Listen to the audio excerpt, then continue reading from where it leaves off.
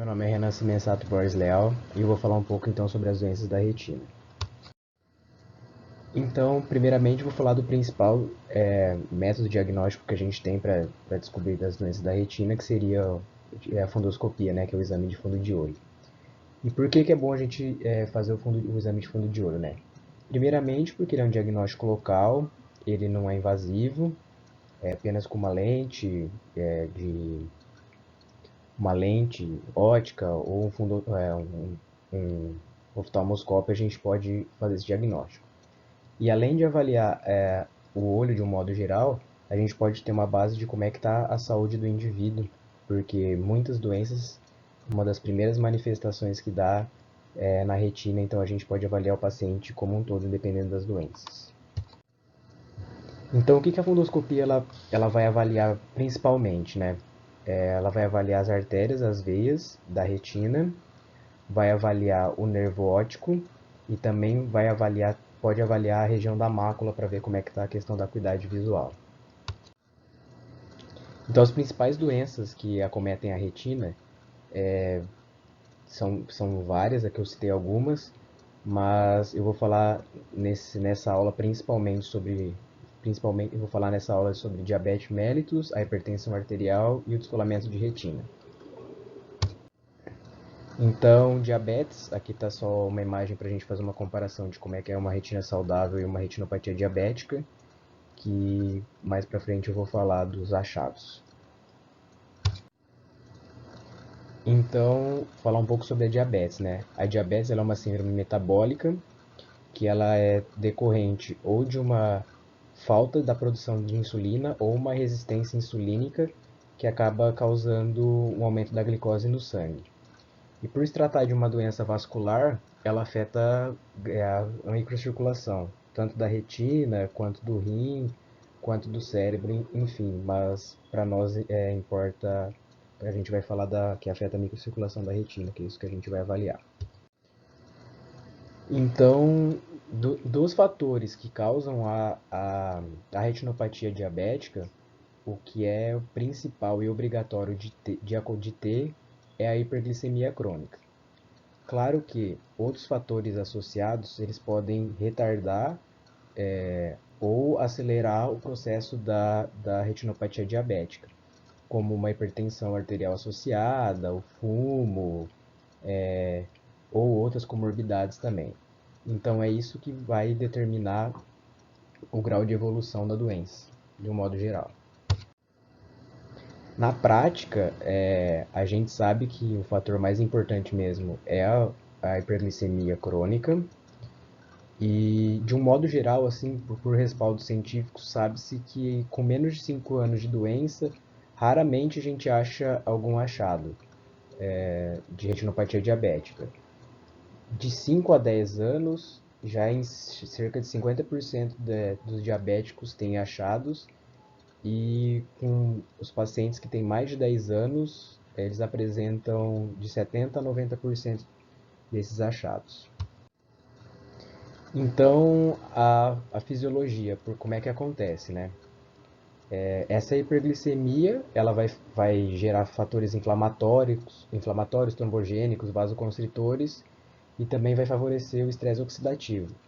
Esse estresse oxidativo, ele vai causar uma fragilidade na trama vascular, e essa fragilidade na trama vascular vai favorecer processos de exudação, etc. Então, isso aí pode facilitar acontecer aneurismas que podem se romper depois e fazer hemorragias, pode ter extravasamento de plasma, que vão ser os exudatos, etc.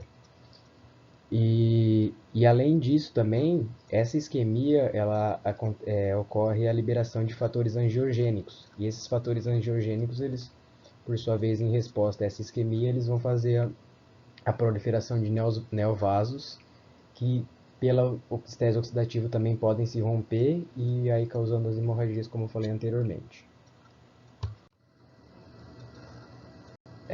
Aqui só é importante a gente pontuar que a diferença entre a gravidade da doença, da retinopatia diabética, em relação à questão da acuidade visual. Tem muita gente que acha que conforme a doença vai progredindo, mais perda visual a pessoa vai tendo. E se ela não tem uma perda visual, ela não tem uma retinopatia importante. Isso é mentira, né? Não é assim que funciona, porque sabe-se que o ponto de maior acuidade visual nosso é a mácula.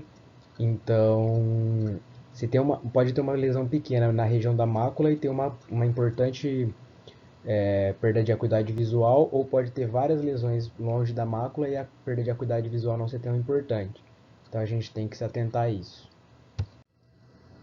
Então a classificação da retinopatia diabética, ela é basicamente feita em sem retinopatia diabética, a retinopatia não proliferativa e a proliferativa.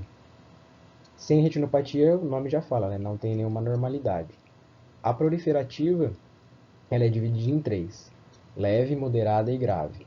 A leve vai ter apenas alguns microaneurismas. A moderada, além dos microaneurismas, ela tem alguns outros achados, só que não tão graves quanto a não proliferativa grave. E quais são os achados da não proliferativa grave? São qualquer um desses que eu vou citar. São mais de 20 hemorragias intrarretinianas a cada 4 quadrantes, uma dilatação venosa em 2 ou mais quadrantes, ou anormalidades microvasculares intrarretinianas em 1 ou mais quadrantes. E a retinopatia proliferativa, por sua vez, já vai ter a presença de neovascularização e hemorragia vítrea pré-retiniana. Então aqui eu botei algumas imagens de alguns achados. Aqui a gente consegue observar alguns microaneurismas na retina posterior. Aqui, além dos microaneurismas, tem microhemorragias e os exudados duros também, que a seta está apontando. Aqui já tem a presença de manchas algodonosas, as dilatações venosas também já dá para ver. Já dá para observar também um edema macular difuso. Aqui é uma, uma angiografia que demonstra a isquemia da retina e algumas dilatações venosas também. E aqui já é a fase final da retinopatia proliferativa, onde a gente pode observar os neovasos retinianos. E aqui também tem aqui uma hemorragia pré-retiniana e o final do processo que pode acontecer é o descolamento da retina, que eu vou falar também um pouco mais tarde sobre descolamento. Então, tratamento. O tratamento ideal é prevenir ela, óbvio, pelo controle da glicemia. E só que atualmente basicamente é isso, né? Seria a prevenção, né? Controlar a hiperglicemia. Atualmente, o exame mais utilizado é a tomografia de coerência óptica, que é solicitado para avaliar como é que está o edema da mácula, que o edema de mácula é a principal causa da redução da visão no diabético. Então, essa redução, o manuseio do edema de mácula, ele pode ser feito em qualquer parte da retinopatia, como eu já falei anteriormente, o controle metabólico, controlar também fatores de risco associados, como hipertensão, fumo, etc. E são dois procedimentos que podem ser feitos. A laser mais utilizado assim, né, que é a laser terapia nas microaneurismas para evitar as hemorragias, e também existe a possibilidade da gente fazer injeções intraoculares de agentes antiangiogênicos para prevenir, para evitar, na verdade, o aparecimento desses neovasos, né? A fase proliferativa, se esses dois métodos eles não forem eficientes, tá, a cirurgia de vitrectomia ela é reservada para esses casos, caso esses métodos eles não sejam eficazes, para evitar que tenha hemorragias constantes, assim. Aqui então é a imagem de uma panfotocoagulação, que é o laser que eu falei nos microaneurismas, para evitar a proliferação desses microaneurismas. E aqui é uma imagem da injeção intraocular dos agentes antiangiogênicos para fazer o controle dessa proliferação desses neovasos. Agora eu falei então um pouco de hipertensão arterial. A retinopatia hipertensiva então, é uma das principais causas das retinopatias. vai acometer cerca de 15% dos pacientes. E, e o bom de avaliar a retina também é que, do mesmo modo que afeta a retina, ela também afeta cérebro, rim, coração. Então, a partir da avaliação da retina, a gente pode estimar mais ou menos como é que estão o estado dos outros órgãos. Então, a fisiopatologia é que, num primeiro momento, acontece uma vasoconstrição reflexa devido a esse aumento pressórico, e se esse aumento pressórico continuar, pode ocorrer perda pela barreira hemato-retiniana, ocorrendo extravasamento de plasma, sangue, e o que vai gerar os exudatos duros, hemorragias e tudo mais. E o final desse processo, ele vai poder ocorrer uma esclerose e obliteração desses vasos, ocorrendo necrose fibrinoide. Então a classificação, essa é a classificação mais nova que tem, é ausente, ou seja, não tem achados. Ela pode ser leve, com estreitamento arteriolar difuso ou as arteríolas em fio de prata, e também ter cruzamentos entre veias e artérias e as combinações de sinais. Já a moderada vai ter a presença de hemorragias, microaneurismas e os exudatos, podendo ter também edema e a combinação desses sintomas. Já a maligna são todos os sinais, são sinais moderados associados ao edema de papila na presença da pressão arterial elevada. Então aqui eu botei também a imagem de alguns achados. No caso aqui, na seta verde a gente tem uma estrela macular. Na seta azul a gente pode observar alguns exudatos moles. E na seta branca a gente tem uma hemorragia intrarretiniana e alguns edema de fibras nervosas. Aqui dá para ver também tem dá para ver a tortuosidade das artérias, dá para ver as arteríolas em fio de prata e o cruzamento patológico entre veias e artérias também. E aqui é o edema do disco óptico, pode ser observado. E também é associado a uma hemorragia em chama de vela. O tratamento para retinopatia em si não existe. O que deve ser feito é regularizar a pressão arterial para ela não progredir e não piorar as queixas visuais.